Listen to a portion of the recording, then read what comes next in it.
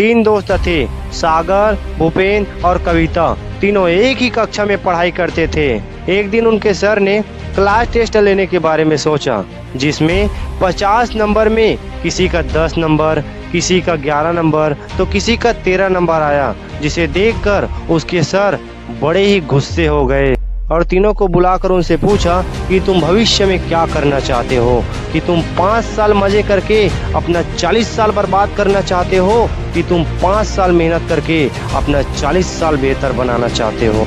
तो तीनों ने सर उठाकर कहा कि सर, हम अपना 40 साल बेहतर बनाना चाहते हैं।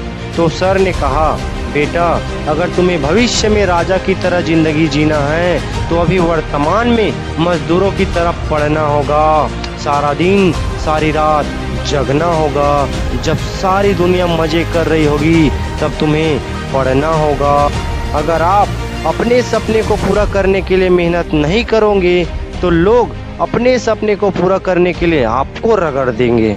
फिर क्या था, तीनों दोस्त अपने सर की बात सुनकर रोज पढ़ाई करने लगे। कविता रोज 2 घंटे पढ़ती, लेकिन उसे कुछ याद नहीं होता, इसलिए उन्होंने पढ़ाई छोड़कर शादी कर ली और एक हाउसवाइफ बन गई। और भूपेन थोड़ी मेहनत करके पढ़ने लगा, लेकिन उसने भी कुछ समय बाद पढ़ाई छोड़ दी और पास में मजदूरी करने लगा। लेकिन सागर, मेरे गुरु ने कहा है तो भविष्य में अवश्य होगा, ये सोचकर वह रोज 2 घंटे पढ़ता।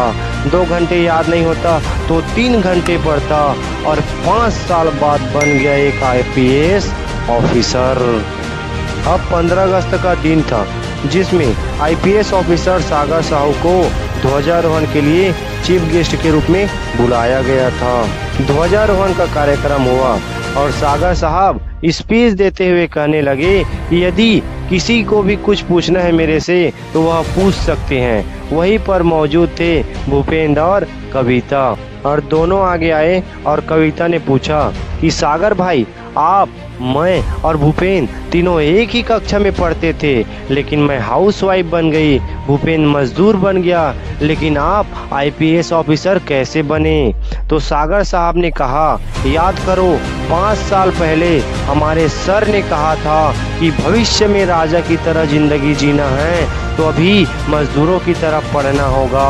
मैंने उस समय मजदूरों की तरफ पढ़ाई की और आज मैं आपके सामने खड़ा हूँ।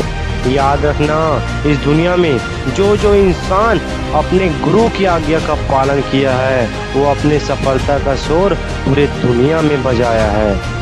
इसलिए अपने आप से कहो कि मैं गरीब पैदा हुआ, यह मेरी किस्मत थी, लेकिन मैं गरीब रहूंगा, ये मेरी गलती होगी और मैं ऐसा होने नहीं दूंगा।